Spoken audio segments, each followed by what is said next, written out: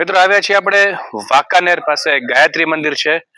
ફક્ત મંદિરમાં દર્શન કે પૂજા જ નહીં, અનેકવિધ પ્રવૃત્તિઓ થઈ રહી છે અહીંયા. તો કઈ કઈ પ્રવૃત્તિ થઈ છે ચાલો આપણે જાણીએ અશ્વિનભાઈ પાસેથી.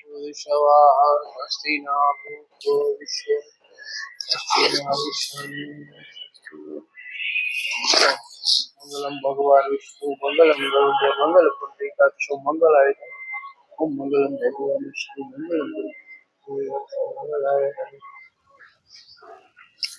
ઓમ ભૂર્ભુવ સ્વઃ તત્સવિતુર્વરેણ્યં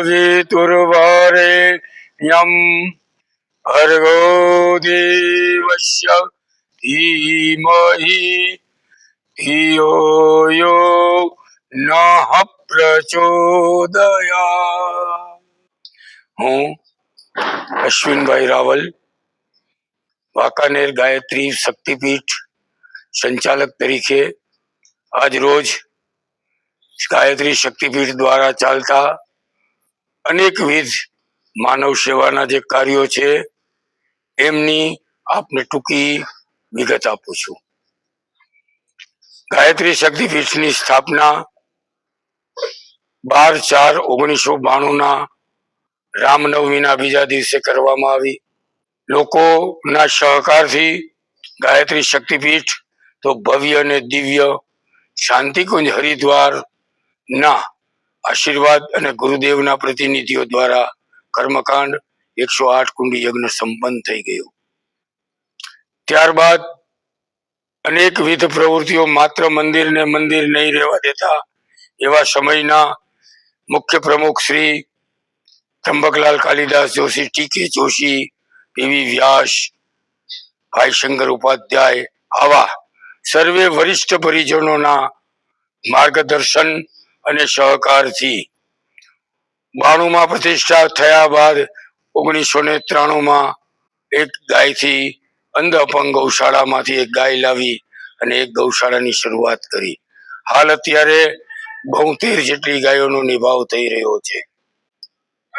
ત્યારબાદ 94ની સાલમાં બહારથી પધારતા જે યાત્રિકો હતા એને ચા, કોફી, દૂધ તો મળતું જ, પરંતુ એ વરિષ્ઠોના વિચાર મુજબ 1994માં એક ભાતાની યોજના જે જૈનમાં હોય છે પ્રચલિત, કે જે કોઈ યાત્રિક બહારગામથી આવે એને સૂકો પ્રસાદ આપવો, તો એક ભાતાની યોજના 94ની સાલમાં શરૂ કરવામાં આવી. લોકોનો સારો સહકાર મળ્યો. જે યોજના આજ પણ 24 કલાક ચાલુ જ છે. બહારગામથી પધારતા કોઈ પણ યાત્રિક જો કોઈ ટાઈમ વગર આવે તો પણ એને પૂરેપૂરું ભરપેટ સૂકો નાસ્તો મળી રહે છે. ત્યારબાદ રેવન્યુ લેન્ડ હોવાથી શક્તિપીઠની આજુબાજુમાં વસ્તીનો ખૂબ વધારો થયો. ખાસ કરીને માલધારી, છૂટક મજૂરી કરનાર એવા શૈક્ષણિક અભાવના લોકો જે લોકો રહ્યા છે એના સંતાનોને ભણાવવા માટે એક પ્રાઇમરી સ્કૂલની શરૂઆત કરવામાં આવી 1999ની સાલમાં. વાંકાનેરના મહારાજા પ્રતાપસિંહજી દ્વારા જમીન અપાતા લોકોના સહકારથી ટી.કે. જોશીના મુખ્ય સહાયથી એક પ્રાઇમરી શિક્ષણ શરૂ થઈ ગયું. આસપાસ વધતા 40-50 જેટલા બાળકો ધોરણ 1 અને શિશુ મંદિરથી શરૂ થઈ, જેને આજે 25 વર્ષ પૂરા થયા છે. 400 જેટલા બાળકો એમાં અભ્યાસ કરતા એને પાટી, પેન, ચોપડા, નોટબુક્સ, બુક્સ અને સ્કૂલનું યુનિફોર્મ, શૈક્ષણિક પ્રવાસ જેવી પણ તમામ શૈક્ષણિક સુવિધા કોઈ પણ પ્રકારની ફી લીધા વિના આજ પણ આપવામાં આવે છે. ત્યારબાદ 2012ની સાલમાં જે ઘરે દિવ્યાંગ બાળક હોય તો એ લોકોની શું સ્થિતિ થતી હશે એવું સમજી આસપાસ વાંકાનેર શહેરમાં તપાસ કરતા 60 જેટલા બાળકો અમને મળ્યા જે દિવ્યાંગ અને વિકલાંગ હતા. તો એવા બાળકો માટે એક સ્કૂલ શરૂ કરી. એમાં પણ લોકોનો સહકાર મળતા વાત્સલ્ય મંદિર નામનું એક ભવ્ય મકાન તૈયાર પણ થઈ ગયું અને એ બાળકોને રોજ સવારે લાવવા અમારા ગાયત્રીના વાહનથી, બપોરે જમાડવા, સાંજે રિફ્રેશમેન્ટ આપી અને એના ઘેર ઘેર મૂકવા જવાની સુવિધા ઊભી થઈ. તજજ્ઞો અને થોડી ડોક્ટરી મદદથી જે લોકો વિકલાંગ હતા એને કોઈ મોબાઈલનો કોર્સ, બેરામૂંગા હતા એને કોઈ રિપેરિંગ, મોટર રિપેરિંગ, આર્મીચર જોડવું, આ બધું કરતા, રિવાઇન્ડિંગ કરતાનું શીખડાવી અને એવા 30 જેટલા બાળકોને જુદી જુદી જગ્યાએ કામ ઉપર ચાલ્યા ગયા. 10 જેટલી દીકરીઓ સમજપૂર્વક ગૃહિણીઓ ઘર કામ કરી શકે એવી કોઈ સારા પ્રતિષ્ઠિત ઘરમાં કામ કરતી પણ થઈ ગઈ. હાલ પણ 25 જેટલા બાળકો છે જે એમને માત્ર ને માત્ર જમાડવા અને રમાડવા સિવાય અન્ય કાર્યક્રમ નહીં હોતા. દરરોજ એને સવારે લાવવાના, સાંજ સુધી રાખવાના, જમાડવાના, રિફ્રેશમેન્ટ આપી એને ઘેર ઘેર મૂકવાની પ્રવૃત્તિ આ સંસ્થા દ્વારા ચલાવવામાં આવે છે. જે બાળક પાસેથી કોઈ પણ પ્રકારની ફી લેવામાં આવતી નથી. 2006 ની સાલમાં વિચાર્યું કે આ બાળકોને તો આપણે રાખીએ છીએ, કરીએ છીએ, કોઈ યાત્રિક આવે એને જમાડીએ છીએ, પણ એવા ઘણા લોકો છે કે જે ઘરની અંદર સુખી પણ છે, કામ પણ નથી કરી શકતા. ઘણા લોકો નિરાધાર પણ છે જે માત્ર એકલા જ હોય છે. તો એનું જમવાનું શું એ સમજી અને અમે લગભગ 17મી મે અને ગુરુવારના દિવસે એક 80 વ્યક્તિઓથી ભોજનાલય શરૂ કર્યું.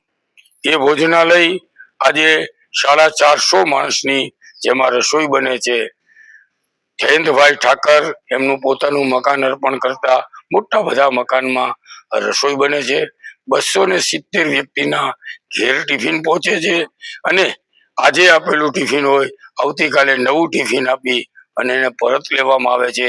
4 સાયકલિસ્ટ, 1 મોટરસાયકલ અને 1 રિક્ષો દ્વારા 280 ઘરે આ ટિફિનો જાય છે. સ્કૂલના વિદ્યાર્થીઓ જે લોકો અહીંયા રહેતા હોય એ લોકો એના ડબ્બા લઈ જાય છે. દરેક હોસ્પિટલ, ખાસ કરીને ગવર્મેન્ટ હોસ્પિટલ અને આંખની હોસ્પિટલોમાં દરરોજ એની એમ્બ્યુલન્સ આવી અને દર્દીઓ જેટલા હોય એના ડબ્બા ભરી જાય, એને જમાડી દે છે. સાંજના સમયે ગાયત્રી મંદિરે રસોઈ બનાવી હોસ્પિટલ અને વિદ્યાર્થીઓને આપવામાં આવે છે. ભોજનાલય એક ટાઈમનું છે. જે લોકો આપી શકે એનું ગૌરવ સચવાય એના માટે માત્ર તદ્દન 10 રૂપિયા જેવું માનદ શુલ્ક લઈ અને એમને ટિફિન આપવામાં આવે છે. જેમાં 6 રોટલી, 2 શાક, દાળ ભાત અને છાશનો વખતો વખત મિષ્ટાનનો પણ સમાવેશ થાય છે.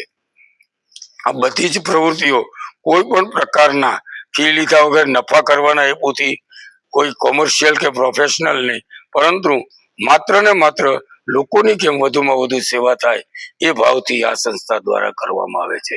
સંસ્થા પાસે 2 એમ્બ્યુલન્સ છે જેમાં સિવિલ ટુ સિવિલ જાય તો એમને જે આપવું હોય એનો સ્વીકાર કરી લેવામાં આવે છે. પ્રાઇવેટમાં જાય તો એની પાસેથી યોગ્ય ભાડું વસૂલ કરવામાં આવે છે. એક વૈકુંઠ રથ છે જેને ઘરથી સ્મશાન સુધી લઈ જવાની, ગરીબ હોય કે અમીર હોય એને સ્મશાન સુધી પહોંચાડવાની અને એમના ઘેર જે કોઈ માનો કે સ્મશાને આવવા માટેના એના સગાવાલા હોય એમને પણ ભોજન વ્યવસ્થા અહીંયાથી મોકલવામાં આવે છે. એનો કોઈ પણ પ્રકારનો ચાર્જ કે ફી વસૂલ કરવામાં આવતી નથી. એવી જ રીતે ગામમાં 2 શિશુ મંદિરો, 2 સીવણ ક્લાસ, 1 કમ્પ્યુટર ક્લાસ, આ બધી જ પ્રવૃત્તિઓ લોકોના સહકારથી ચલાવવામાં આવે છે. વખતો વખત લોકોનો ખૂબ સારો સહકાર મળે છે અને તમામ કુદરતી આફતો છે એ આફતોમાં પછી એ પૂર હોય, વાવાઝોડું હોય, અર્થક્વેક હોય તો આમાં હર હંમેશ સરકારની સાથે ગાયત્રી પરિવાર, ગાયત્રી શક્તિપીઠ હંમેશા લોકોની સેવા માટે તત્પર રહે છે. આપ સૌનો ખૂબ ખૂબ આ જોઈને સહકાર મળે છે. આ લોકો અમે તો ક્યાંય જઈ શકતા નથી, પરંતુ આ માધ્યમ દ્વારા અમે અમારી વાતને પહોંચાડીએ છીએ. આપને જ્યારે પણ આ સંસ્થાની મુલાકાત લેવાનું થાય તો અચૂક આવી આ પ્રવૃત્તિ નિહાળી એનો લાભ લઈ એવું અમે તમને સૌને હાર્દિક નિમંત્રણ પાઠવીએ છીએ. વંદે વેદ માતરમ. ભારત માતાની જય.